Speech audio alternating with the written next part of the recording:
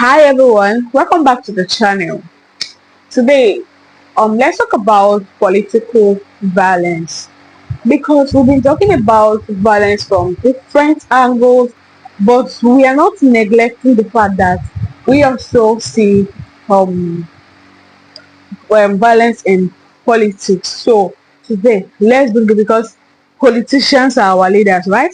So today we want to find out how and what politics has to do with violence. If there is any way they have something to do in common.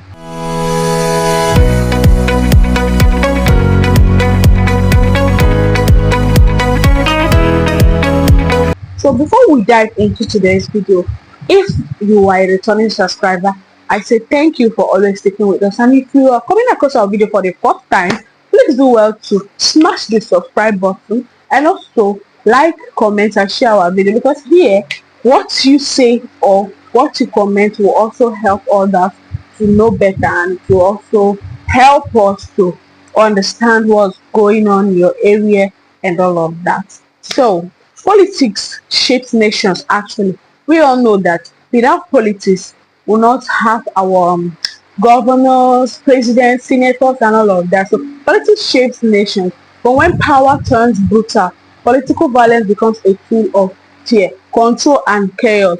From mass protests that turn deadly to military coups and oppressive state breakdowns, crackdowns, political violence leaves behind deep wounds in society, democracy, and human life. So many politics that is supposed to be a peaceful one turns to something that people lose their life, people get injured, where people are being brutalized. That's where we're talking about violence, political violence.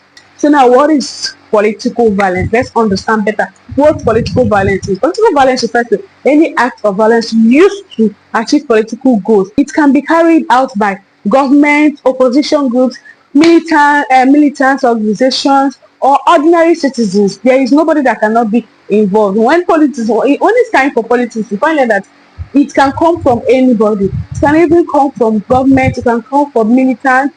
It can come from even the citizens.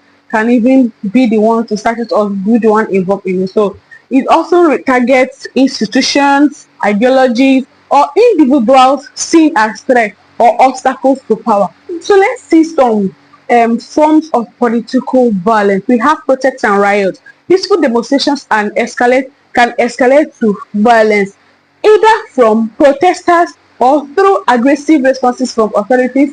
It can actually be a peaceful protest, but what will lead it to riots can be maybe response from authorities or the violence types that are involved in that particular protest. So another one is political assassination, targeting leaders, journalists, or activists to intimidate or remove oppositions. When you're targeting journalists, activists, or to intimidate or to remove opposition, this can still start political violence. So state repression is another one, when government use violence to silence, torture, or even kill. So lastly, we have terrorism and insurgency, politically motivated attacks on civilians or government to instill fear or disrupt systems. This is another form of political violence. So now, why does it happen? Why do you think political violence happens? Struggle over power, control and resources, corruption and lack of accountability in leadership, social injustice, inequality and lack of representation, ethnic, religious or ideological divisions, and lastly, failure of peaceful political processes. All these can be reasons why political violence can occur. It can happen because of these few reasons. The human cost. Now, when you hear the human cost, what does that mean? What can it cost in a human? What is the disadvantage? What does it bring to a human? What is it how does it even affect human? Now, death, injuries, and mass displacement, number one. Economic collapse and infrastructure damages, number two. Polarized societies and long-term trauma is another one. And suppression of civil rights and democracy is another one too. Lastly, breakdown of trust in political systems. These are reasons, these are the human cause. These are the things it costs a human being. These are the ways it affects human being. Now, the question you should be asking yourself is, can political violence be prevented? Can it be prevented?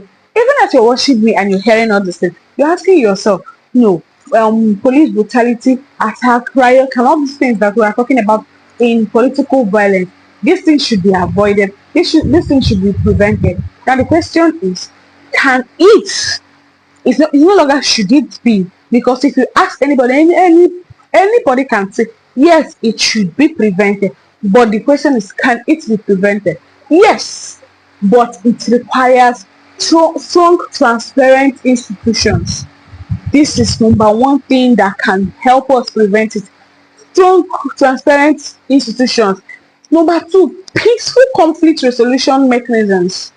There should be a way we resolve issues. There should be a conflict resolution mechanism that we should understand, that we should participate on, that we should follow. Another one is civic education and political inclusion.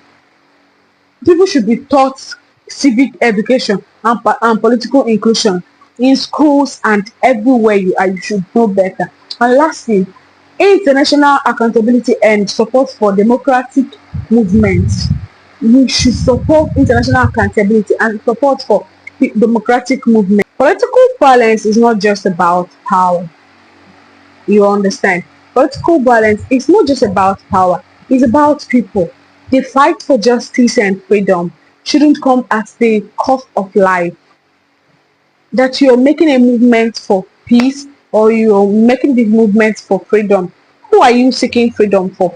Who are you fighting for? So the ones you're fighting for, the ones you are involving yourself in fighting freedom for, should they lose their lives? No. The fight for justice and freedom shouldn't come at the cost of life, shouldn't cost any life at all.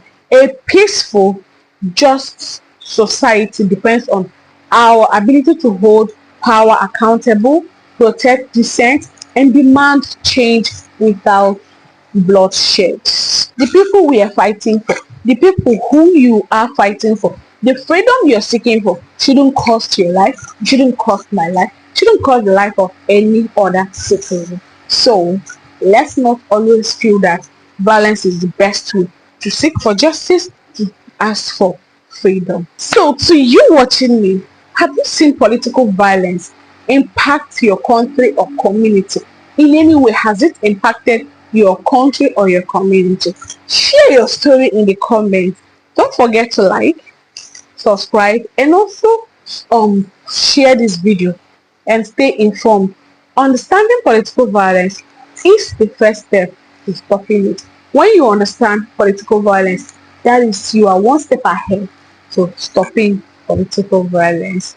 And till our next video, I'll see you. Bye.